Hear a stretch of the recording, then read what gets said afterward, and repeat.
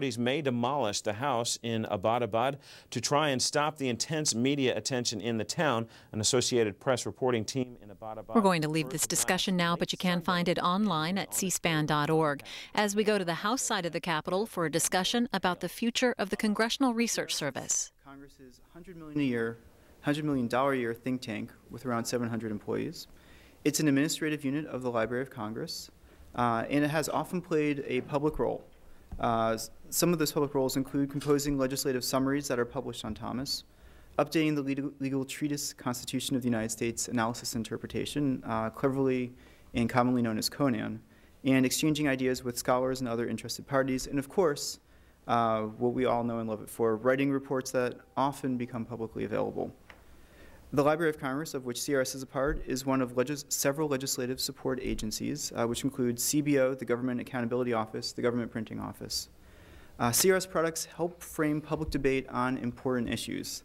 In the last 2 years alone, major newspapers have cited CRS reports 779 times, including 70 mentions in the Washington Post and 65 mentions in the New York Times.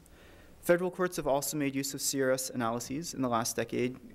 Federal courts have cited CRS reports 130 times, and the Supreme Court, since the founding of CRS, has cited CRS reports 34 times. April 2nd saw the retirement of longtime CRS Director Dan Mulholland after 17 years in his post, and his departure has brought to the surface questions about the future of CRS, and also many of the concerns that have been roiling beneath the surface for years and now seem to be coming to a boil. Today's event, as I mentioned before, is hosted by the Advisory Committee on Transparency, which is an 18-member strong association of organizations that share ideas with members of the Congressional Transparency Caucus. And we also work to educate policymakers on transparency-related issues. The Advisory Committee is organized as a project of the Sunlight Foundation, and of course more information is available at transparencycaucus.org. I'd like to thank the co-chairs of the Congressional Transparency Caucus, Representatives Darrell Issa and Mike Quigley, for kindly working with us, giving us the space, and helping these series of conversations take place. The format of today's event is simple. First, we're going to have a very brief history of CRS, and by brief, I mean quite brief. I will then introduce our speakers. I will follow up with just one or two questions that are particularly interesting to me, since as the person who's done all the legwork, I always get to ask the first question. And of course, then all of you will have the opportunity to ask questions and engage in conversation. There are a number of open questions that I hope will be addressed today. Is CRS meeting the needs of Congress? Has its analytical expertise eroded over time? Are CRS products and reports as relevant, accurate, and understandable as they need to be? Should CRS reports be available to the general public? And of course, they are to some extent now, but should they be systematically made available to the general public? And of course, I have to disclose that my organization has called for public access to CRS general distribution reports. And finally, what does a 21st century Congressional Research Service look like? What should we expect CRS to do when congressional staff Google for CRS reports, when they go to Cornell to look at the Constitution annotated, when they search YouTube for legal briefings on changes in federal law, and when they try to send constituents links to CRS reports? So with that, I will just engage in a very brief history of CRS as we come up almost on its 100th birthday. It was first organized through budget appropriations in 1914, but it didn't receive permanent status until 1946. In the Legislative Reorganization Act of that time, it wasn't at that time CRS, it was actually the Legislative Reference Service, and it focused on providing reference services to members of Congress, although it did do some analytical work at that time. It wasn't until 1970 in the Legislative Reorganization Act that CRS, as we know and love it today, has emerged. There were almost simultaneous with the reorganization, there were some concerns raised. One concern was weak ties between CRS and the larger knowledge community, research, and judgment communities. And also that the products are not subject to peer review, although when they talk about that, it's more a peer assistance from those outside the community. And also changing views on the roles of the senior specialists that did much of CRS work over its history. There was a new era that emerged between 1977 and 1993 with two particular CRS directors. In response to those criticisms, they took a number of steps. They supported CRS staff reaching out to members of the knowledge community and the press. They encouraged staff attendance at conferences and to engage with their peers. They made CRS reports and other products available to interested parties outside of CRS. In 1980, the Congressional Research Service Review was launched. It was a publication that lasted for a decade, and it contained original analytical articles, summaries highlighting CRS research project, and more. This was a product that was available by subscription to the public. In 1994, the most recent and recently departed director of CRS, Dan Mulholland, by the way, recently departed, I mean he left his position. I didn't mean to imply otherwise. And he engaged in a number of major changes to CRS. Harold Relier summarized them, and I will paraphrase him. One is that he limited staff's ability to speak and write outside of CRS. He interpreted the statutory requirement that helped create CRS to provide advice to Congress without partisan bias, and that's the key phrase, to also require staff to be neutral, and I hope that we will discuss what that change means. He worked to limit public access to general distribution products, created a more hierarchical bureaucratic structure, and eliminated a number of departments. With that very brief, hopefully a very brief overview of CRS, I am pleased to have such a distinguished body here joining me today, these experts on both Congress and CRS. I'm going to actually start, I should have organized this better. I'm going to start with Nye Stevens. So Nye was a deputy director at the Government and Finance Division of CRS from 2000 to 2006. He previously served as Director of Federal Management and Workforce Issues at GAO from 1982 to 2000, and was Director of Special Projects at OMB from 1977 to 1982. Do not let his youthful appearance deceive you. He has seen how these different congressional agencies work. Next, to my right, is Mike Stern. He was Senior Counsel to the U.S. House of Representatives from 1996 to 2004. He serves currently as co-chair of the D.C. Bar's Administrative Law and Agency Practice Section. And of course, he encourages everybody to check out his blog at pointoforder.com. Immediately to my left is Robin Russell. She is a legislative assistant with Representative Mike Quigley, who represents the 5th District in Illinois. In the last Congress, Representative Quigley introduced the Transparency in Government Act, which was H.R. 4983, which would have made CRS reports publicly available, among other things. And finally, all the way on my left is Steve Aftergood. He's the Senior Research Analyst at the Federation of American Scientists and Director of the Project on Government Secrecy. The Federation of American Scientists, among many, many other things, maintains an archive of CRS reports.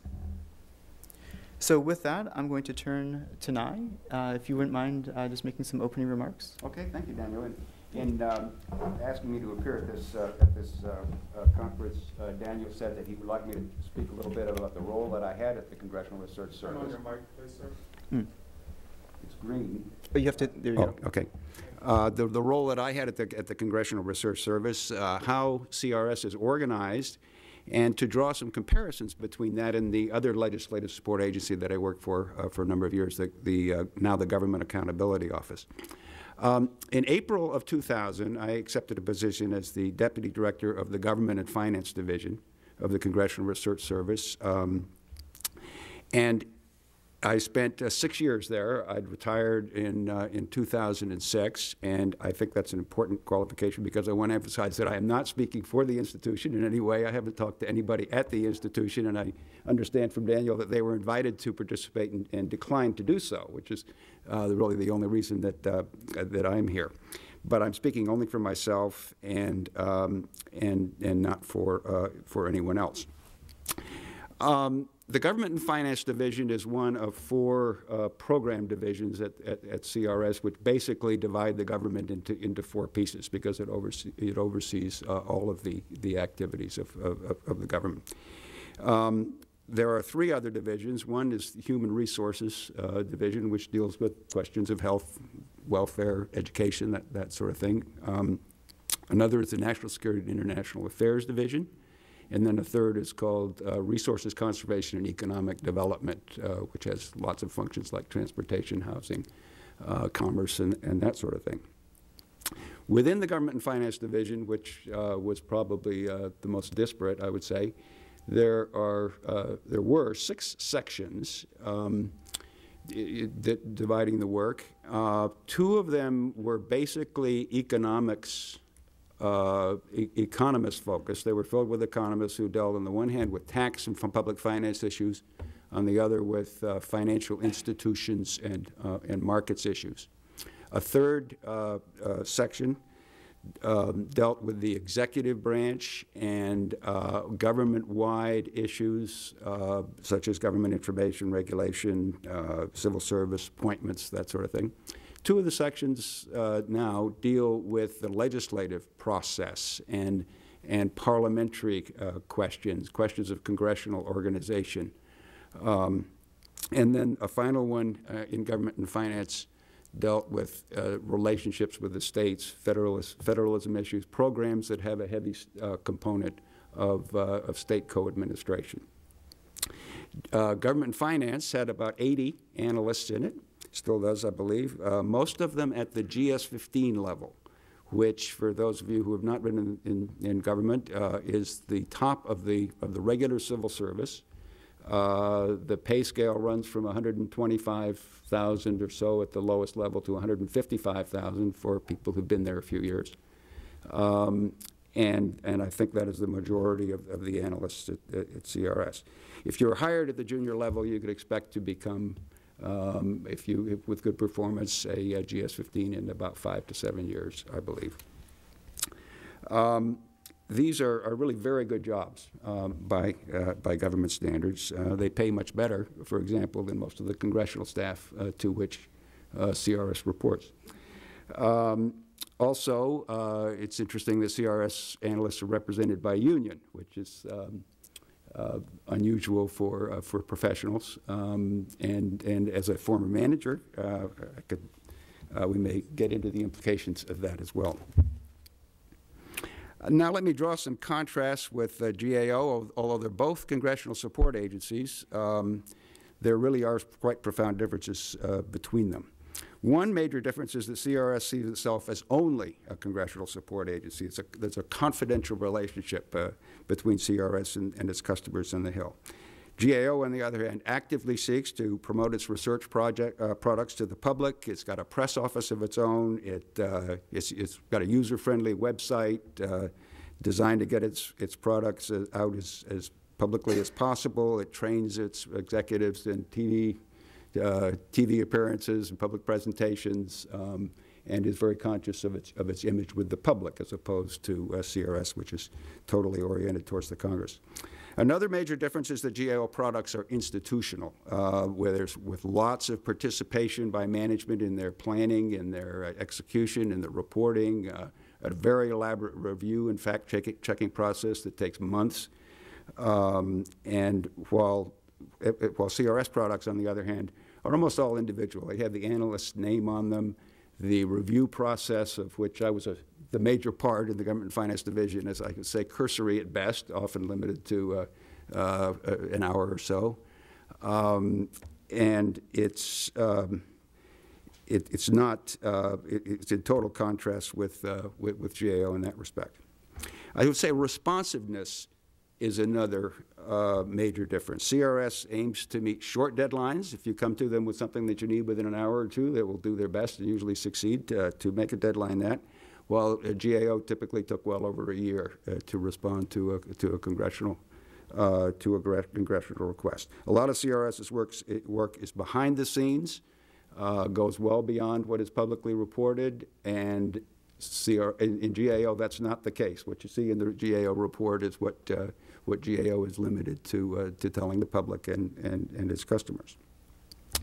A weakness, I think, of CRS is that it doesn't have any access to the executive branch agencies, unlike GAO. GAO can go in, flash its credentials, and demand records, and usually succeed in getting their attention. CRS is basically limited to personal contacts and the congressional liaison offices.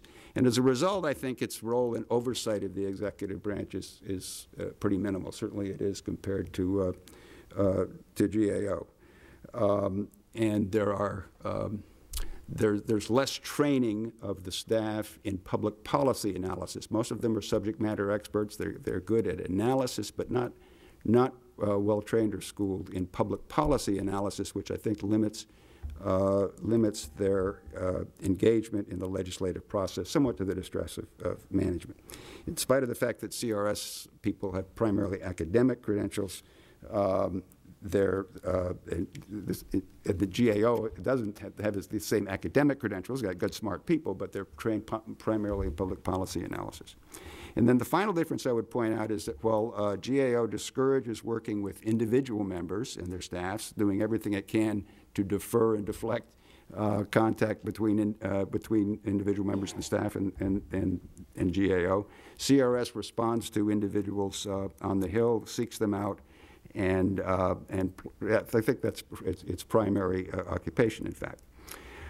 While CRS aspires to be influential in the legislative process, committee staff are often more informed and knowledgeable than CRS analysts are about the legislative nuances, complications, and status of particular pieces of legislation. I don't think that very many CRS people are very active at the committee level, in part because of the neutrality that you mentioned. Very few people on the Hill are neutral. Therefore, a lot of the very highly paid CRS analyst role is, in fact, dealing with those on the Hill who don't know anything about the subject at hand. In order, legislative assistants will call, ask for information to inform their boss, often to inform constituents. But it's not the experts who we're calling. It's primarily people who say, "What's this all about?" and need a brief. But they're not the ones who are writing the laws, which is important. So there are a number of other differences. I'll get into them, but I don't want to hog all your time, Daniel. Well, thank you. Thank you very much. And I do want to confirm one thing in particular that Nye said, which is I did invite CRS to come and participate today, both by phone and by email, and they declined. So with that happy note, I'd like to introduce Mike Stern. Mike, please. And don't forget to hit the mic, please. Thank you, Daniel. I guess I should start off by mentioning that I am not Stan Brand, although I guess I now play him on TV. But like Stan, I spent a number of years in the House General Counsel's office, although at a different time than he did, where, among other things, we dealt with subpoenas and other requests for information from legislative support agencies like GAO, CRS, and CBO, things like that. Although, as I will mention, in the vast majority of them related to GAO. It was actually only one occasion that I can think of where there was ever a request for information related to CRS. And that's somewhat important because what I've been asked to address has to do with the legal issues relating to putting CRS reports out into the public domain and whether there would be legal risks involved with that. Various people at CRS and elsewhere have raised basically 3 different issues related to widespread publication of CRS products. The first I would describe as a general burdensome argument. That is to say, if CRS products, its general issue reports, are placed out into the public domain, the thought is more people will be aware of them. More people will therefore be interested in finding out more about them. Litigants will be tempted to try to get the work product underlying those reports and perhaps even sue CRS if they're unhappy with something in the reports. And the argument goes essentially, regardless of the merits of these claims that might be made, there's going to be a burden in responding to them. And I have a few observations in response to that. The first is, I think this really is sort of a pre-internet mindset that has that concern. Because the fact is, as Daniel mentioned, most CRS reports at some point, usually not too long after they're published, do make their way out into the public domain. You can find most of them at sites like OpenCRS And the fact is that, while CRS may have at one time been an anonymous agency that most people didn't know about, the fact is anyone now can Google CRS and find out, many of their reports, and it just, the ship has sailed to the extent that that was a serious concern. It's also the case that I'm not sure, even apart from that, how much of a burden it really is likely to be. And I mentioned that during my time in the House Counsel's office, we not infrequently got subpoenas, or GAO received subpoenas for documents underlying their investigations. And then they would come to the House Counsel's office and ask whether the committee that had sponsored the particular report, had requested the report, wanted to assert the speech or debate privilege with respect to that, to those materials. But this really did not arise with respect to CRS. And I think it's the only occasion that it ever did had to do with the tobacco companies, because there was a major lawsuit by the United States government against the tobacco companies, and they issued a very sweeping request for documents that basically asked for everything that the U.S. government, including the legislative branch, including every agency in the legislative branch, had ever known about the dangers of tobacco. And that's the only occasion that we ever had to, that I can recall anyway, ever had to go to CRS and see if they had responsive documents. And we didn't, by the way, produce anything from anyone, as far as I recall. But the nature of CRS's reports are usually policy-focused. They are not fact-intensive like GAO reports. They don't involve extensive investigations. As Nye mentioned, CRS doesn't have the authority to go into the executive branch and start taking people's testimony or getting documents. So the chances of litigants being interested in the underlying materials is just fairly remote. It can happen sometimes, but it's not likely to be a substantial burden to CRS. And finally, from the perspective of someone who worked in the House Counsel's office, I can tell you that members of Congress, or the House of Representatives as a whole, certainly has an exponentially higher profile than CRS does, and does on occasion receive nuisance lawsuits, nuisance subpoenas and the like. But the burden, while not insignificant from the perspective of the House Counsel's office, is not major with respect to the institution as a whole, and even for the House Counsel's office doesn't take up the time of a single lawyer, a full lawyer to deal with over the course of a year. So I don't think that's that big of a burden. The second issue that people raise with respect to CRS publication would be that the idea that if they publish a particular CRS report, that this would expose all of the underlying materials. And I mentioned that this occasionally happens with respect to GAO, that someone sees a GAO report, which, by the way, are published, as Nye mentioned, and they will say, we want the underlying work product. But the fact is that as a legislative agency, both CRS and GAO have the right to assert speech or debate, which is the privilege that covers legislative activity under the U.S. Constitution, and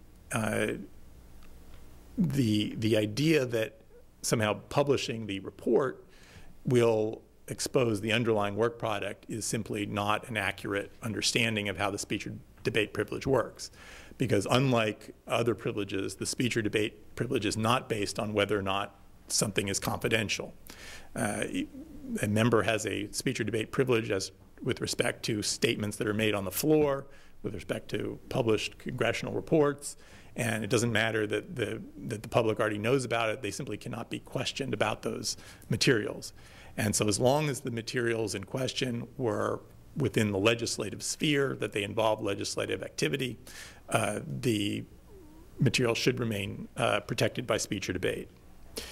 I think perhaps a slightly more realistic aspect of the concern there is that if CRS routinely publishes its reports and the general public comes to understand that they can go to a member of Congress and ask for CRS to do a study of anything that they might be interested in, and then those reports would then be publicly available, it might encourage people to think of CRS less as a support for Congress, which is clearly its mission, and more as a general research agency for the public at large. And the concern then goes, over time, that could lead to an erosion of the speech or debate privilege, because there would no longer be this close connection between CRS and the Congress. And obviously the reason CRS is entitled to speech or debate privilege is because it supports the legislative branch in its work. I think that is a somewhat more serious concern, but I don't think it is either necessary or sufficient to keep CRS reports out of the public domain in order to deal with that. First of all, it's not necessary because the fact is that as long as CRS, no one's suggesting that CRS is going to stop being a legislative branch agency or that it's going to stop responding to members of Congress. The only things that CRS will do will remain responding to requests made by members of Congress, and presumably the members will be asking for things that are relevant to the legislative process. Now, it is possible that members, even today, may on some occasion ask for reports, not so much because they want to use them, but because some constituent or interest group wants that report. And that certainly, and I'm sure it does happen from time to time. To the extent that that's a concern, I think that CRS needs to deal with that independently of the issue of publishing their reports, because the fact is if a particular report is not in fact within the legislative sphere, then it's not going to necessarily be entitled to the privilege protection, regardless of whether it's published or not. And I think, I don't really know, maybe Nye could speak better than I could about what kinds of mechanisms CRS uses now, but they can certainly, I would assume they do, and certainly they could make sure that they are only responding to issues that have some relationship to the legislative process, that they prioritize, obviously, those things that are most important for the Congress as a whole. And in addition, to the extent that they do provide, member-specific reports, those are really not the kind of reports we're talking about when we're talking about making things public. What we're talking about is the issue briefs that are done for general circulation in the Congress, and those are the ones that would be available to the public. And by and large, those should be legislative in nature, and they should be entitled to the privilege with respect to anything underlying those reports. The final concern that has been raised has to do with the possibility that CRS could face direct liability for reports that it puts out to the public. And the argument there is that the act of publication itself, not the preparation of the report, not the work that underlies it, but the actual putting it out to the public is in itself an activity that is unprotected by the speech or debate clause.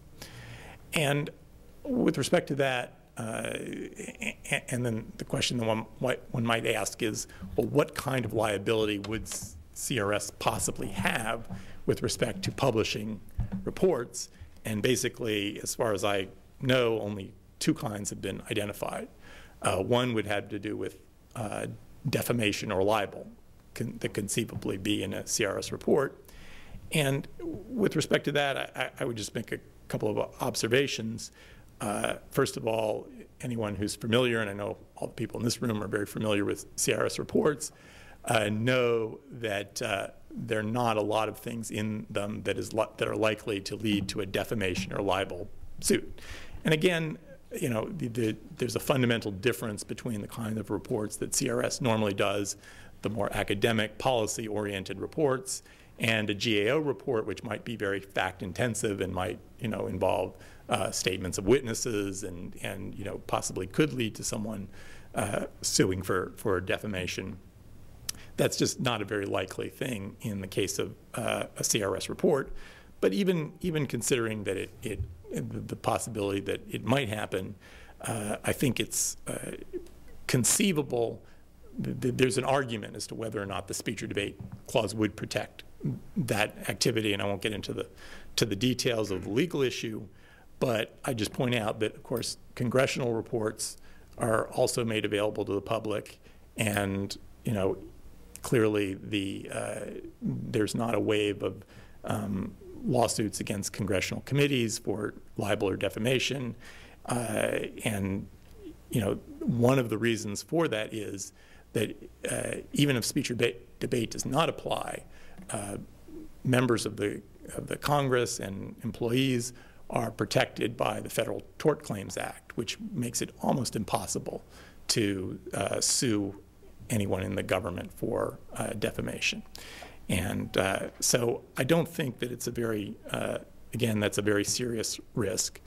And so let me just finish with the last liability that folks have mentioned, potential liability, and that has to do with copyright infringement. And here I'm not an expert on copyright infringement, I have to say. I will say that it did come up from time to time in the House Counsel's office because members of Congress, like CRS, occasionally have questions about, can I use this particular copyrighted material? How can I use it? What are my risks? And the fact is that if you use some basic common sense, the risks are not too great. And again, the House Counsel and Senate Counsel wouldn't allow members of Congress to put reports and everything on their websites if they thought that they were taking some huge legal risk by doing so. And I don't think that CRS would be doing so if they did either. And finally, I'm sure that CRS does not make a habit of wholesale copying of copyrighted material, but if they do, I think they should stop. And with that, I will stop. Well, thanks, Mike. And one thing that we won't do this now, but we can get back to it if folks are interested, is we can, almost everybody in this room is familiar with this already, is the process by which CRS actually creates its reports. It's not, some lone range person out there who decides to issue something. There's actually a very sophisticated review process that goes through before these reports are issued. And with that, Robin, would you please? Well, thanks, Daniel, and thanks everybody for coming out today. I'll keep my comments fairly brief. I'm here to give sort of a different perspective. I'm a staffer. Again, I work for Congressman Quigley from Chicago. And as Daniel mentioned, my boss introduced a bill last Congress, Transparency in Government Act, and it had a whole big, long list of pro-transparency elements, but one of them was making CRS reports public. So first, I just want to start by saying thank you, CRS. Thank you to everyone here who works at CRS. As a staffer, I find the information that you guys provide invaluable. And our purpose is really just to share that with the public. Our logic is fairly simple. It's that U.S. tax dollars pay for CRS. They should have access to most of the reports. The language in the bill is crafted very carefully because we're not arguing for the public to have all the same rights or all the same access that members of Congress have. I think we think that the relationship that CRS has with Congress and staff is hugely important. It wouldn't allow members of the public to request reports, have access to personal information, any of that. It would be strictly reports that already exist, nothing confidential would be available to the public. And like we've already established here today, most of them are already, as we know. And oftentimes they're on sites that, such as LexisNexis, where people are being charged to access them instead of getting them for free, which they really should. Again, to us, this is about an evolution of a process. I think when CRS originally came about, it might have been significantly more difficult to get those reports out to the public. It's not anymore. Everything's up online. And the fact that CRS reports aren't available to the public for free from CRS, to me, this is low-hanging fruit. This is a long time coming. And I think, again, I know that there are concerns from leadership within CRS. And as someone who's working on legislation, again, I want to offer to work with you guys if there are any additional changes or things that you think need to be addressed to make sure that CRS continues to do the great job that it does now. But that's where we stand. And because Daniel asked me to touch really briefly on how we use CRS reports and how we use them with our constituents, I think I use CRS almost every other day, I would say. I mean, either citing a CRS report, referencing a CRS report, I think they're hugely helpful. And I also do use CRS for some very specific constituent questions. I don't ever obviously refer a constituent to CRS, but particularly I do healthcare policy. I'll just give you an example. The new healthcare bill, extremely large, extremely complex, and sometimes we get questions that are a little bit murky from constituents. We'll call, have CRS respond back, but it'd be great to be able to point those constituents to a website where they could brief up on the bill themselves. Yeah, that information's out there, but again, I think CRS provides a unique perspective in that it is it's not biased, it's not partisan, and I think it could breathe some fresh air into the information that we give to our constituents who often feel like the websites that we refer them to are suspect. They've perhaps, for example, with the healthcare bill, don't trust the information on the White House website, don't trust the information. They think it's, I mean, obviously, you can't make people trust facts. Constituents will think what they'll think. But to be able to say, hey, this isn't run by an administration, this isn't run by anything, read this report and you'll see all the benefits of the healthcare bill. You'll see how it's going to be implemented. You'll see X, Y, Z. I think it would be useful. That's just one example from my perspective of how it'd be helpful to our office. But I'll end there and answer any questions that you guys might have. Thank you very much, Robin. Steve? Thank you, Daniel. Let me start by stepping back a minute and asking, why would a member of the public, such as myself, even care about CRS in the first place? I think the answer is that just as we want energy in the executive, we want Congress to be as vigorous and competent in the fulfillment of its constitutional functions as it possibly can be.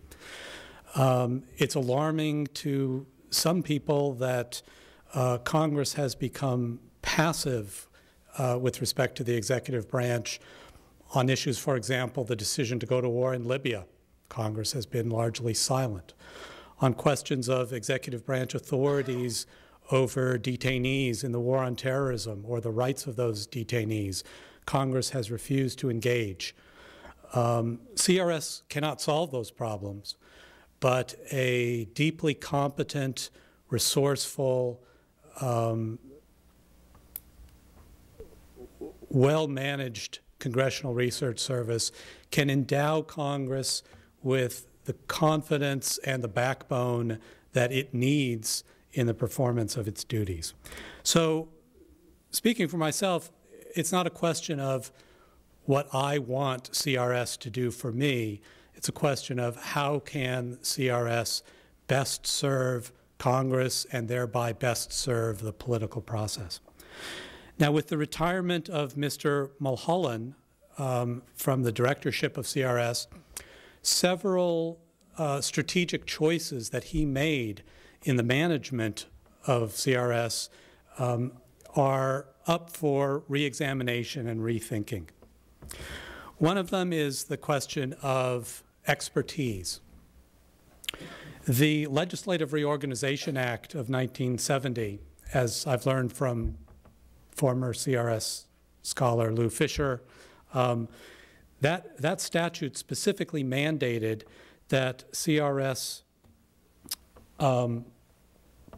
appoint specialists and senior specialists. These are individuals of particular expertise in their subject matter area in areas such as American government, foreign policy, economics, and others. They're really supposed to be the cream of the crop, the best there is in their field. Those echelons of expertise under Mr. Mulholland's tenure have atrophied significantly. A new senior specialist has not been hired since 1989. The number has dropped from 18 in the 1980s down to 4 or so. The number of specialists has dropped down to 5. Basically, there's been a wholesale loss of the deepest level of subject matter expertise. And that, I think, is something that ought to be rethought and reconsidered. It's fine for, basically almost any competent professional can write a report on what's the status of, I don't know, the current foreign policy legislation. But if you want a really deep understanding of an urgent and complicated policy issue, then you want the best expertise you can find. And that expertise has migrated away from CRS in recent years. A second basic policy choice that ought to be up for reconsideration is the question of neutrality. If you look at a typical CRS report, you will see a lot of information, but very little judgment or decision. You will see a standard format of, well, some people say this, but other people say that. That used to drive me up the wall, mainly because my organization is an advocacy organization. I'm not interested in both sides. I'm interested in advancing a particular agenda. I found it sort of disingenuous and artificial. As I get a little older, I'm actually more tolerant of it, and I think there is a place for neutrality, especially in a highly partisan political environment. I think CRS reports actually do a public service by establishing a consensual, factual background that everyone can sort of, begin with. Robin mentioned the health care bill. I don't think you want a partisan or a polemical version of an analysis of the health care bill. You want a very neutral, matter-of-fact, even-handed account. But on the other hand, neutrality is not the only way to approach the truth. And I think there is a place for opinion, for evaluation, for personal judgment, particularly on the part of the most senior, experienced, and well-informed CRS staffers. To ask someone who knows more about the subject than anyone else in Congress not to express his or her opinion about that subject is ludicrous. It's a waste. And that should not be the mandatory approach, in my opinion. I think there's room for neutrality. There's also room for opinion. And different reports, different products can be structured to meet both kinds of approaches. And then the last question, as most of us have discussed, is the question of public access, direct public access to CRS reports. Years ago, it might have been possible to argue in the abstract whether it's a good idea or whether it's a bad idea. The fact of the matter is we've been carrying out a real-world experiment in whether it's good or bad, because more than 10,000 CRS reports are already in the public domain, and more of them are entering the public domain and going online every day. So we're now in a position to say, well, is that a good thing or a bad thing? And I think the answer is clear that it is a net plus. Not only, as Daniel mentioned, are CRS reports routinely making news and informing news. They are also cited in judicial opinions. They have become an integral part of the public conversation on policy, and there are no downsides to speak of. So I think it's really only a matter of time and good sense until that final barrier to public access is removed. and I hope we can all do our little part to make it come sooner. Thank you, Steve. I was going to follow this up with some questions of my own, but I think it actually might be good to get some questions from the audience. I see some folks who may be tempted to say something, but of course, since everybody's who looked interested is now looking side to side, I will ask a question, which is this. It seemed a number of observers have noted that CRS reports seem to be changing themselves, that they used to be more analytic, that they would do a little bit less of on one hand, on the other hand type of analysis, and more of this is the stronger argument, this is the weaker argument. This is not taking a side, but this is rather bringing the weight of experience to reach a reasoned opinion about something that is useful to Congress. One thing that I learned when I worked at CRS briefly was the way that you can find out what an analyst is thinking is to read the footnotes, because that's where the good stuff is. But there is no reasonable way to ever expect any member of Congress or their staff to read that kind of article, that kind of document in that kind of way.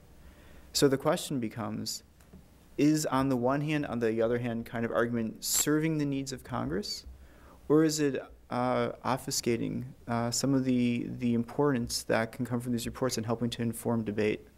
And I think this is useful, and I want to actually go to Nye on this a little bit. This is useful when you also talk about the review process that exists, that this isn't some random staffer reaching an opinion and that's the end of it, that there's more of a review process to it. And would you mind talking about that just a little bit? Yeah, the review process is usually very short and quick because there's a deadline to be met, and typically the reviewer has an hour or two to review it. And the principal thing that the reviewer is looking for is expression of a point of view, a position, a recommendation in the report. And the very specific reason for this is that CRS expects its analysts to be talking to proponents of both sides of contentious issues at the same time.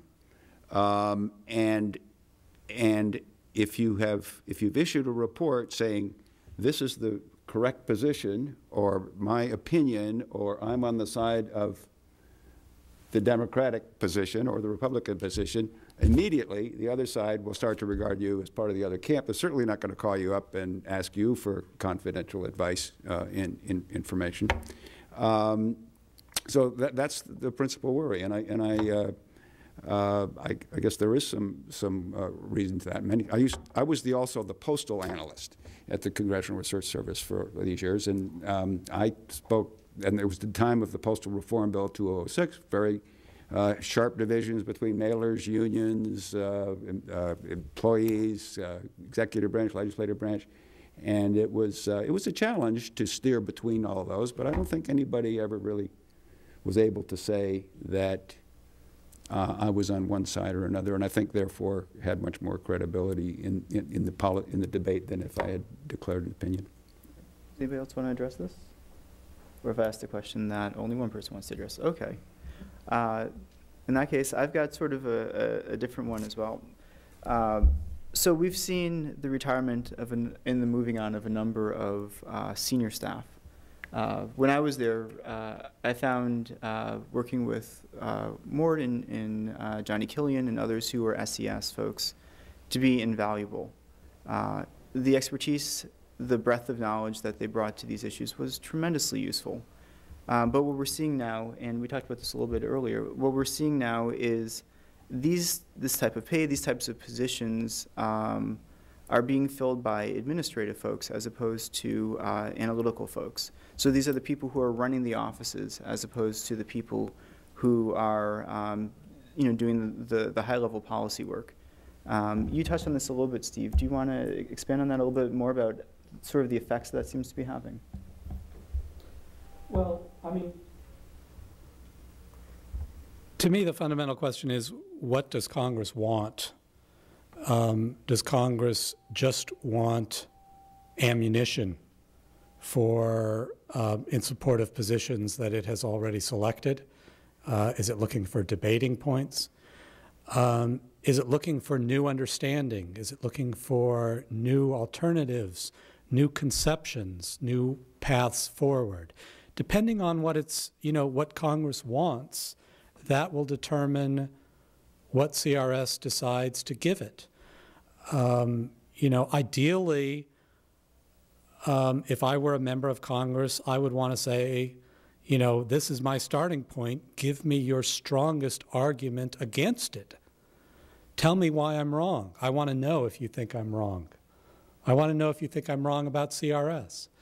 But the idea that we should members only want to know stuff that supports their pre-existing position is a pretty dismal kind of view of how Congress functions, and I hope it's not entirely accurate. But this is why this is such an important moment with the selection of a new director. It will be an opportunity for Congress to give new direction, new instruction, new guidance, and to answer the question, what kind of CRS do we want? Do we want a CRS that will enrich and challenge us, or, someone that'll just do our legwork and stay out of the way? I hope it's the former, and I fear it's the latter. But like I said, my interest is in the best possible CRS, even if it doesn't coincide with my own personal opinions on subject A, B, or C. What I really want is an invigorated political process, and I think that will serve everyone's interests in the long run. I think this calls for a little bit of an internal institutional response. Robin, do you want to address the question as well in terms of what type of role or what type of response would you like to see from CRS when you're working on issues? Well, again, I come to this really advocating for transparency and for access to the reports, not so much to comment on the quality. I personally do often find the balanced this side and that side approach to be frustrating because, of course, you're looking for an opinion. So I think that sure, there are some things where a neutral report is great, and there are other things where there's a clear one side that there's just more convincing information on and a more convincing argument. And I think that they could be a little bit more honest. They're so careful when you call and you say, okay, you've given me both sides, but really, what do you think? And they're very careful, of course, not to say anything to the point of frustration. And as far as what members of Congress want, I think members of Congress are diverse. I think you can't paint everyone with the same brush. There are some members who want to think critically and want to write thoughtful policy, and there are other members who call CRS to get talking points to support what they've already decided and are writing something that is simply about a message. I mean, we know there are too many bills for all of them to be good. So I think I would hope that CRS would hold itself to a higher standard and push us to be better. I would actually disagree a little bit about us leading. We don't make the internal decisions about how many issue experts you have or the quality of your work. That's an internal CRS issue that I think you can decide to do. And bear in mind that it's a very, very highly graded agency. In the executive branch, an agency with 40, 50% of GS-15s would be absurd. I mean, it's more like 1 or 2%. So you should expect the kind of analysis and rigor and authoritativeness out of the vast majority of the senior people at CRS, by which I mean GS-15s, and that the prospect of having another 10 or 12 very specialized experts in a few subjects is not going to make much difference anyway. And if that became open, then everybody would expect that to be his or her due. Would you touch on the issue of staff turnover or the absence of staff turnover at CRS? My impression is, there's a lot of turnover, but it's all retirees, like me and some of the people in this room. I don't perceive that there is very much at all of people who leave CRS for another position, either in academia, in the executive branch, in the think tanks. It's very uncommon, partly because the pay is quite good for people who are operating with their brains on a 9-to-5 schedule. So with that, I do want to move into the mode where we have the opportunity to take questions and have conversation with the audience as well. Gab, who's behind all of you, is walking around with a microphone. So if you have questions, I'll start over right in the middle. Actually, we can do that, or we can start with the gentleman in the red shirt. I'm Lou Fisher. Is this coming through, by the way? Is the mic? You'll hear me. I just wanted to develop what Steve and Dan talked about, the senior specialist and the specialist. We're talking for GS 16s. And Dan mentioned just at the end of his remarks that there was a shift from those specialists to people who are administrators. And that is a fact. I think the first time we saw something like that coming was around 1995, where we learned that 3 administrators without any education or training or skills to do research were senior specialists. Now, for us to be senior specialists, you had to compete. First of all, you had to be a nationally recognized expert. That was one fundamental. And you had to compete with other nationally recognized experts. So that's the way it was done. Now, we learned in 1995 that 3 administrators didn't compete for it. They were just given the title and the salary and all the benefits that come from it. So Steve is correct that right now, since no senior specialists have been selected since 1989, and there are only 4 left, obviously they're all close to retirement, so it'll go to 0. And the specialist used to be 38 down to about 4. That'll go to 0 just with retirements.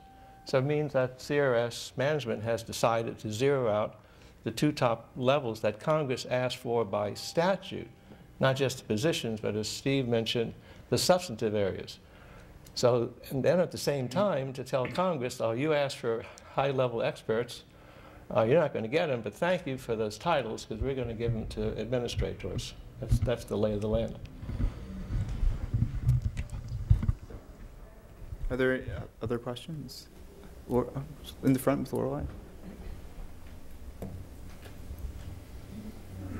Thank you very much. My name is Lorelei Kelly. I'm a big institutional geek of Congress. I also worked up here for almost a decade, always looking at the systems problem of knowledge support. And one of the things I found, I'm doing an information audit on public interests right now with congressional staff, basically asking them, what are you hearing, especially about these big global issues that are blended across jurisdictions of Congress. And I work in national security, and the committees are really still set up 1948 and not able to really integrate information in this much broader lens. And so there's ideological problems, but there's also institutional problems. And I'm wondering if there's a way, or if this is already happening, where some of the expertise can almost be outsourced to this hyper-local developing constituency at the state and district level, because you have all these knowledge entities that have a lot of expertise, but they're also constituents, and they're also voters, and they're also friends of members of Congress, for example. And one of the things I'm finding repeatedly from staff is it's not an information problem, it's an institutional incentive to use evidence for evidence-based decision-making. I think that's a much larger problem for all of us as sort of citizens in a democracy, is that there is no high-profile, influential constituency for knowledge. And CRS is sitting inside of this ideological battle where one side, and I don't even think it's necessarily partisan, doesn't believe in things like public interest or government, period.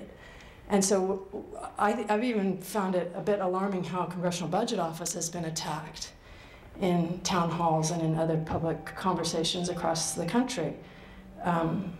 Is there an effort underway to differentiate, blend knowledge and expertise so that it has more firepower at the state and district level, is what I'm asking. In a renewed CRS, maybe that's something, even visual data, that makes legislation interpretable at the state level would be amazingly helpful. Even maps of the United States with districts, with committee assignments layered on maps of the United States of like who needs to be more interested in Southeast Asia right now, because you remember it might be Tennessee, it might be Texas. Does that make sense? This is sort of where we're going with technology, and I don't see CRS doing very much to keep up with it. And yeah, I would say that's true. CRS is not doing much to keep up with that, and I think it does not aspire to.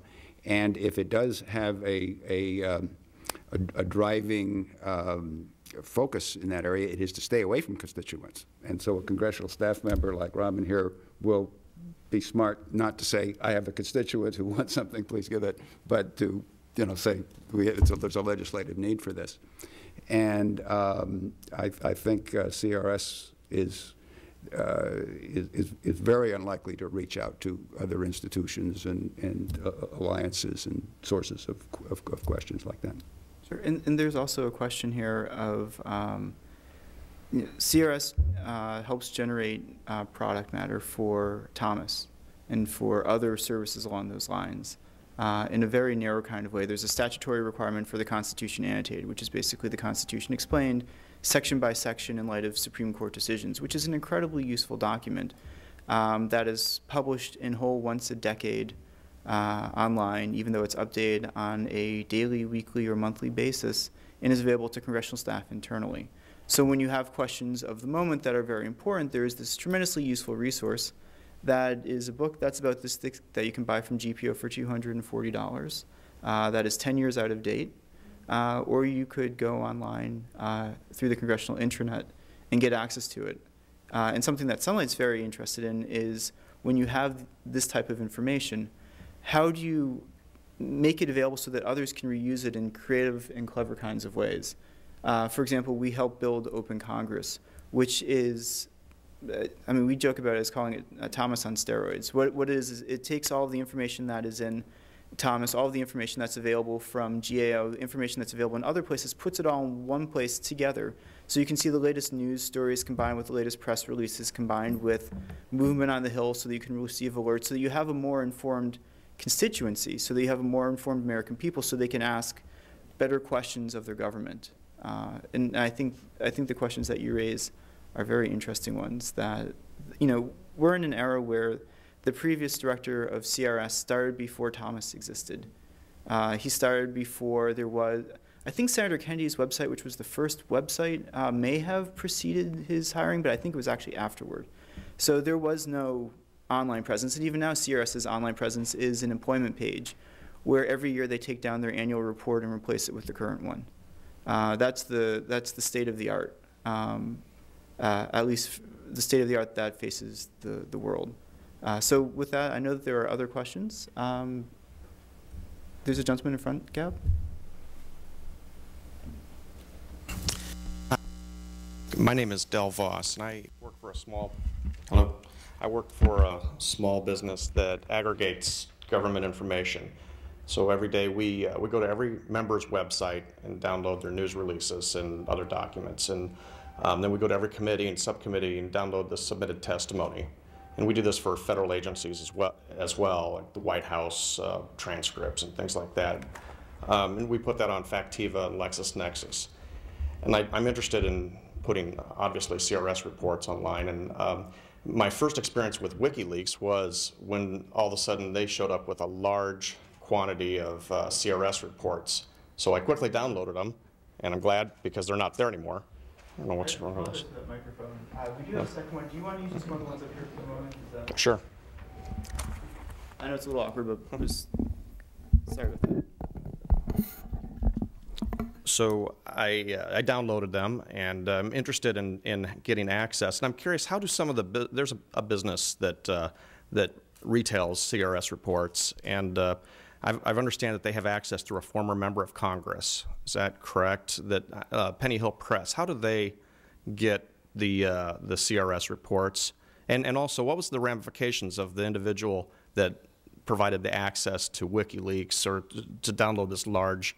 It was like, I don't know, several thousand CRS reports.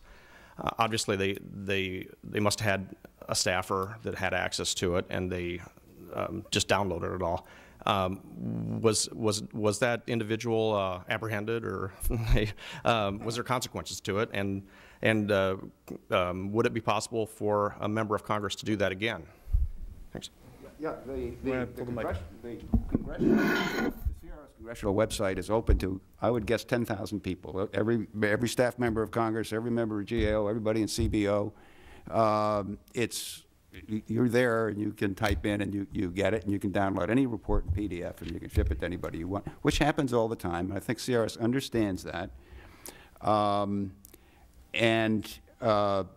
It's you know, there are no ramifications involved. The worry is that it doesn't happen regularly enough. CRS reports are updated with every change in the legislative status, and you will very often find 6 iterations ago something's on the website, and that makes CRS look a little bad because you're not up to date, even though there might have been, you know, a report issued yesterday. You're getting the one from a year ago. Even though the official policy is against distribution, it happens all the time. CRS analysts, I can admit it now, I'm retired. All of my reports appeared on Postcom, which is the Postal Service, the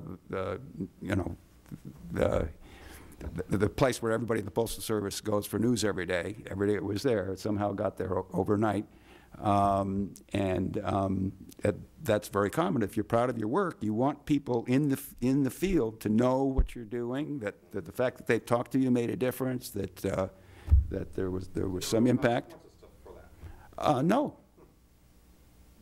I think that they've tried to tighten it up somewhat since then, but still, you have to be a little discreet. If you did that, what if you provided access to me, for example, and I downloaded 5 years worth of CRS reports and then went on to sell them for a profit? Would there be a consequence to you for that, or some other staffer? That might be a counsel question. Yeah, I was going to say I don't know about selling it. I do know that, I mean, we distribute them to anyone who wants one. Not in bulk, right, and not for resale. Well, somehow there's a business made out of selling them, and they're claimed to be rather current. CQ sells them on their website for a very high subscription, and so I'm just curious what the secret is that they have, and how it is that they did that. It's interesting. So, I mean, as far as I know, no one has determined, for example, where the WikiLeaks bulk access came from, and CRS, I'm sure, were they here on this panel, they would be very pleased to know how the reports are leaking out. They've taken serious steps to try to prevent that. That is to leaking out not through authorized means, and as far as I know, they have not been successful in determining how that's happening. Maybe Steve, do you know any more about this? You know, as far as the people who market the reports, obviously they have an inside source who is funneling them to the vendor, presumably for a profit. It's kind of sordid. I can tell you that in the late 1990s, when the CRS internal website was still just getting off the ground, a colleague of mine discovered that the search engine for the website was unsecured. And so if you type in nuclear under search, you get a list of all of the current CRS reports that had the word nuclear, which we promptly downloaded and, you know, had hours of delight from. But then in a classic, you know, violation of good intelligence tradecraft, I went on to write about this episode, say, hey, we found this really neat hole in the CRS search engine index. And within a day, the hole was sealed, you know, and so that avenue was shut off. They're serious about it. I mean, you asked a really interesting question about the structure of knowledge and where that's going. One of the, I mean, in the near term, CRS is not going to be a leader in changing that. On the contrary, right now, they're more of an indication of the severity of the problem. Because of their concept that they are that they serve Congress exclusively, the result is that there are high walls between CRS and the public, including members of the public with subject matter expertise that could be of use to CRS. Every once in a while, not very often, but it happens from time to time, we find errors in CRS reports.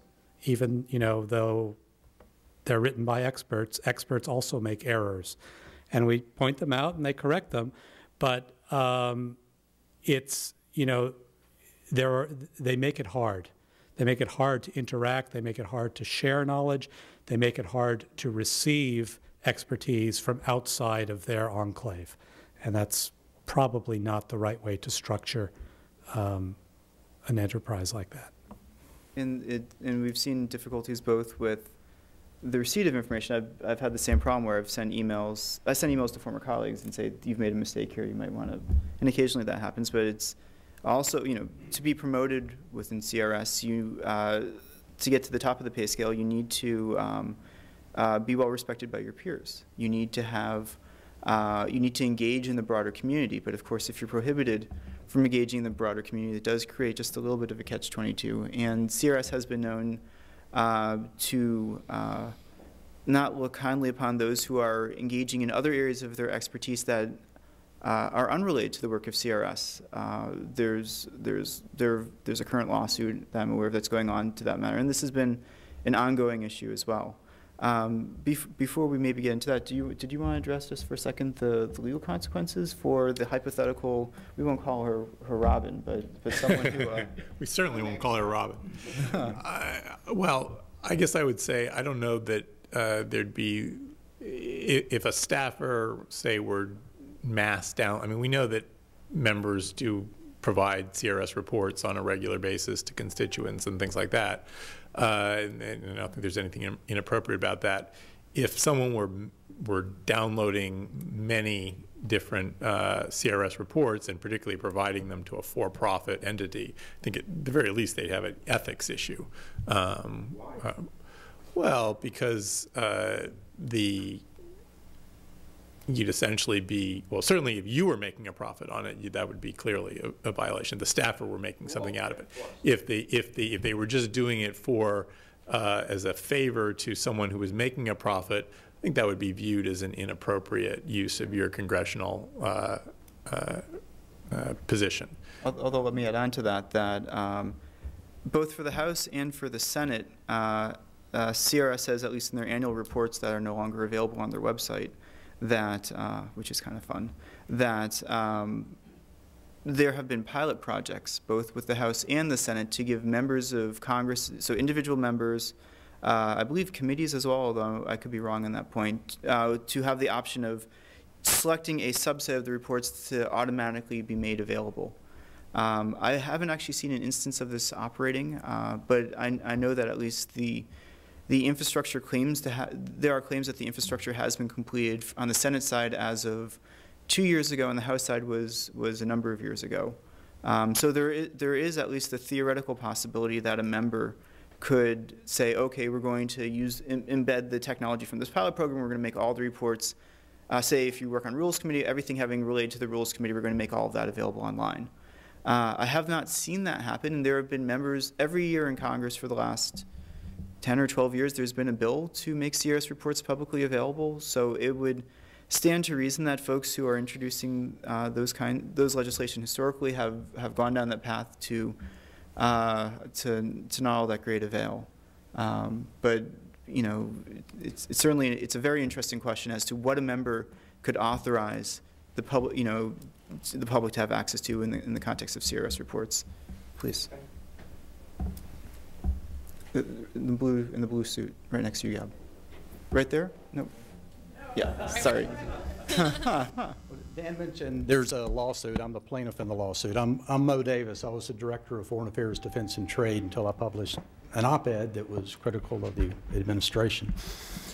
The change you're talking about, I think, requires, it has to start at the top down. I mean, CRS is an incredible treasure in spite of the leadership, not because of the leadership. So to affect the change you're talking about requires having an effective leadership where there's not this, I've never seen a more acrimonious management union relationship, from the top down. And I think that's why, as Lou mentioned about the attrition of the senior specialists and conversion to administrative positions, the administrative positions are outside the bargaining unit. They're more controllable. And I think there was real fear of having these subject matter experts that were autonomous, that were not controllable by the leadership. And so the way to cure that problem was to attrit the senior specialists and make them administrators that were controllable. CRS is an incredible treasure, and it would be a shame to see Congress and the nation lose that. But there are people, the FBI, for instance, J. Edgar Hoover loved the FBI, but now there's a term limit on being the director of the FBI. And I think there's some real danger of having these lifetime appointments to be the director of an organization like the Library of Congress or the Congressional Research Service. There's some real benefit to having fresh blood. You mentioned how long it's been since websites started up, and getting some fresh blood and some new ideas. And I think some new leadership that encourages working with the organization and not against the organization. I think you'd get that more robust analysis, and CRS could really be an even greater treasure than it is. Thank you. Are there other questions? Or yes, second row. And I apologize for our microphones. We will do better next time. Hi. That's a different one. Hi. Can you hear me now? We'll give you back the first. Sorry. Thank you. I'm wondering if it may be more useful to include conversation about funding, because you've talked about losing the senior specialists, but you haven't talked about whether CRS has also lost funding. You've talked about how are the analytical expertise eroded, but you haven't talked about the measures of that. To be more fair, don't you think you should discuss those issues? Absolutely. I have a report online that details funding levels and questions for CRS that looks at it over time, adjusted for $2011. It's available at sunlightfoundation.com/policy. It's called Keeping Congress Competent.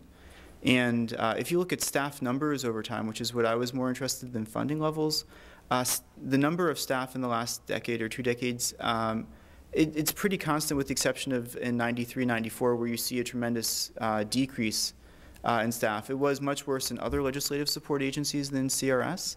You saw, for example, the Office of Technology Assessment was eliminated entirely. You saw a big decrease over at GAO, where they lost 1,000 out of 3,000 or 4,000 people. CRS took a relatively modest hit comparatively. But even so, losing staff is a significant issue. Right now, CRS is at around $100 million for their funding level. I don't remember what it is off the top of my head, but it did take a small hit in the recent budget cycle, in the recent 2011 full-year CR. But compared to the other agencies, it seems to be doing relatively better. Even within that context, there's also been shifts that are difficult to detail. For example, there are many fewer administrative staff than there used to be. And there are varied consequences of doing that. One is it pushes the average pay higher up because many administrative staffs were GS7s, GS9s, things along those lines. It also changes the profile of the research that's done. There's a very big difference between you send in a request and you get just a LexisNexis printout versus having thoughtful responses put into it. So I think that is an important question. I think there's a bigger question having to do with congressional expertise overall, that the average legislative staff around the Hill was there 2.5 years, that the average age in DC for a Hill staffer is 31.5 years old. There are serious and unaddressed concerns regarding Congress's ability to handle all of these issues. CRS has positioned itself often as a savior to this question, where you don't need to worry about congressional staff and expertise and turnover because we're here to help. We're here to shore up the weaknesses that you may happen to have in your personal office or in your committee office or in your leadership office. I think the question of funding is a very important question. I think the question of funding of congressional staff generally is a very important question. But I don't think that we should use that. I think that's a parallel conversation that needs to take place, along with questions of, is CRS doing the best work that it can do? So putting aside, do they need more people? Do they need less people? Are they using the people that they have to the best ability? Are they engaging staff where they work? You know, if staffers are going and Googling for CRS reports, then they're not going through this very expensive website that they spent a lot of money to create and build. If they're going online through Justia to get to the Constitution annotated, then we're doing something wrong. So there are many questions here, and I apologize for getting my soapbox for this, but there are many questions here that, that although they can be related to funding, it's often related to the best use of the staff that are available. CRS, for example, they're engaged in lawsuits, they're dealing with questions about how do they make reports, make the reports more difficult to obtain publicly, closing those, all of those activities cost time and money and expense. When there are public solutions, public source solutions to dealing with a lot of these things, there are people who can build better websites than CRS. Google certainly built a better search engine than they do. There is a lot of wisdom in figuring out what you're good at and doing that, and letting other folks, take care of the things that are not your area of expertise. And with that, I will get off the soapbox and see if there are any of my fellow panelists who want to add on to that. I have to go. I'm sorry. I just wanted to say before I go that we are going to be reintroducing the Transparency in Government Act soon, hopefully at the end of this month. And we will also at some point introduce the CRS piece as a standalone bill to try to give it a better chance of moving. So anyone interested in that, I'll leave my cards here. Email me. I'd love to chat with anybody. So we heard it here first, breaking news. We don't have any music to go with that, but Serious, welcome back. Thank you, Robin. Appreciate it. Good luck. So other questions from, okay, Mort, please. But hey, I didn't hear myself there. I never had a problem of getting my opinion across to, I don't think this, oh, there it is. I never had a problem. I assume one of the reasons was that I was in a senior level position and was insulated very much from whatever pressures that are going on for in the name of neutrality. I was also, and the ability of CRS to provide the kinds of services that I did has diminished for a number of other reasons that have not been mentioned, and which could be changed, I would think. Somebody mentioned that we have a lot of new people, academic types, people right out of law school, people right out of, with masters and PhDs, who haven't spent more than 5 minutes, if anything, with a committee or dealing with, the milieu that we're supposed to be dealing with. I had the fortune for, I was in the executive branch for about 7 or 8 years, and then came over to CRS, and I got a year's detail on an investigating committee, a special investigation committee that was set up, and it was a remarkable experience in the sense of I worked the way a staffer would work. I was the only attorney on the committee. We lasted a year. We had 26 hearings, and I did things that I never thought I would be able to do, starting from cross-examining witnesses to giving questions to the 11 members of the committee, all that kind of a thing. And later on, I had details to Mike Stern's office, the House General Counsel, for a total of about a year and a half, where I got a perspective of dealing with the nitty-gritty that came across at that particular time. I killed the last detail, apparently, and that was back in about 91, 92, and part of the change in attitude with regard to it meant that there were no more details. And nothing could, and there were other people who had details around during that that period from the mid 70s through 1991, and they were incredible experience enhancing experiences which help us, or help the people who did it, to deal with effectively the people we're servicing over the years.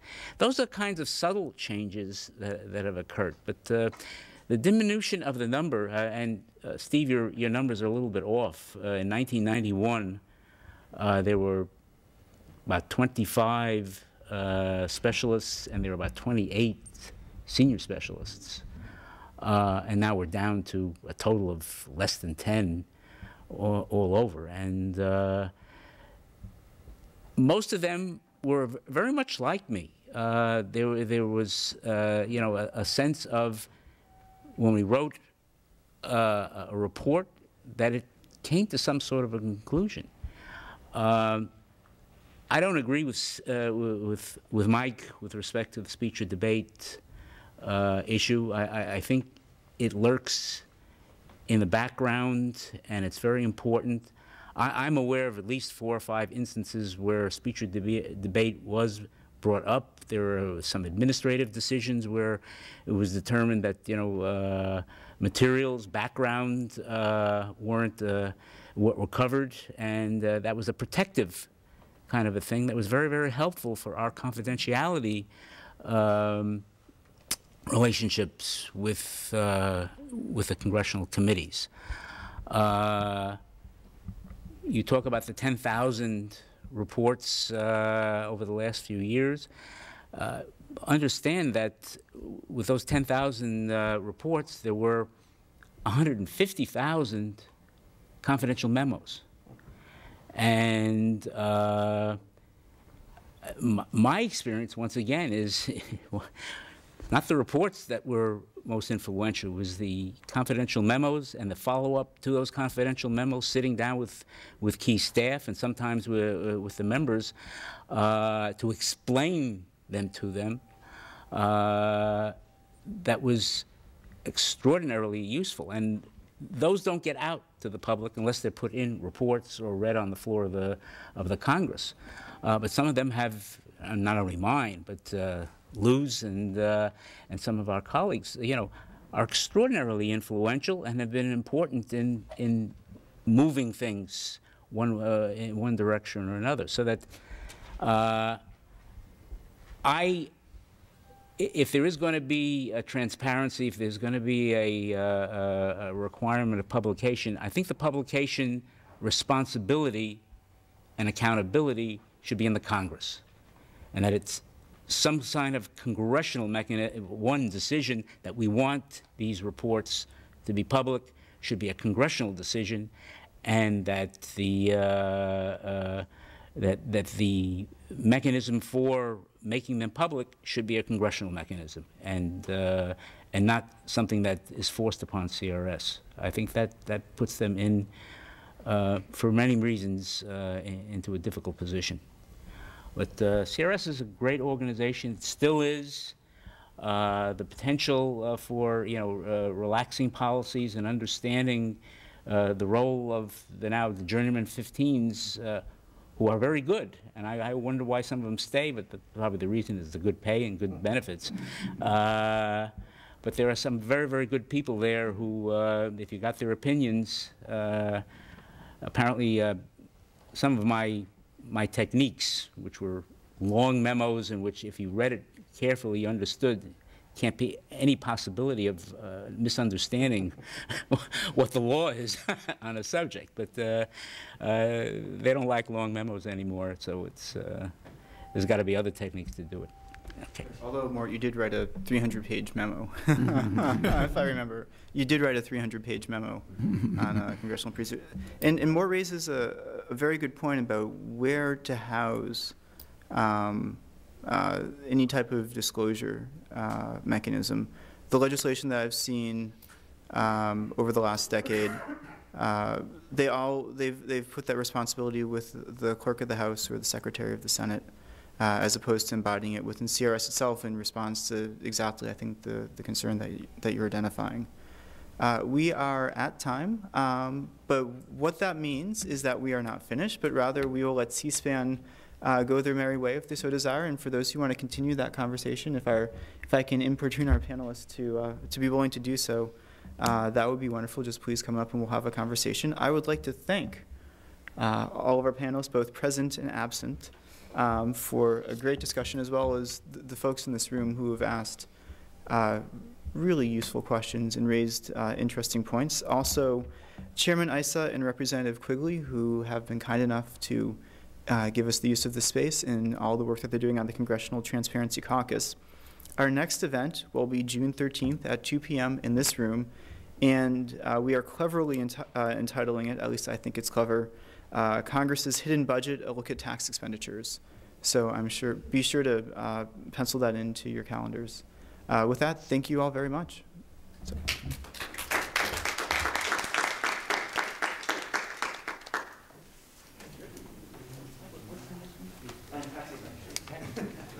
Thank you guys very much.